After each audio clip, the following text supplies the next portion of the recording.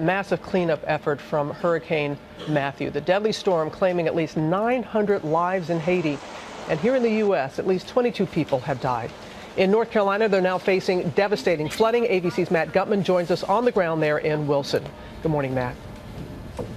Hey, good morning, Robin. More bad news for folks living here in North Carolina. The waters here are still rising, and it hasn't rained a drop here in 36 hours now. I'm here with Wilson Fire and Rescue. They say that this area hasn't flooded like this in 20 years. That's because the ground is so saturated, and these folks consider themselves the lucky ones.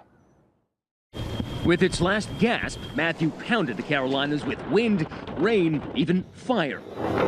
The storm blew transformers in Charleston. Its rain was relentless. This morning, whole town submerged. 14 inches in Fayetteville. That's 3 months of rain in just 24 hours. It's the worst flooding since Hurricane Floyd nearly 20 years ago. The water sending rivers over their banks and bursting at least 2 dams. As the sun rises in North Carolina and the blue sky returns, our state is facing major destruction and sadly loss of life. Back up. Oh my God.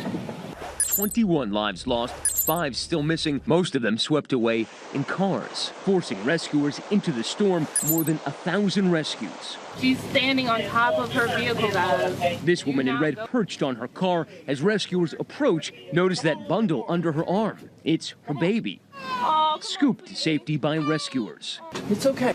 This man holding on to that yield sign for dear life. The National Guard also plowing through the waters, rescuing this woman. So many people caught off guard by the ferocity of this storm.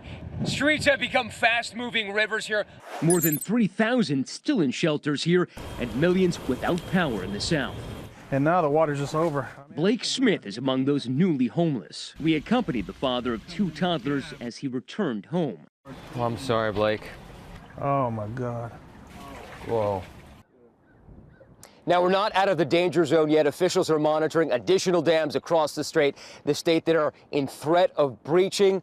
But the weather is improving here. Robin and George. All right, Matt, thank you. And we're thinking of all those impacted by Matthew.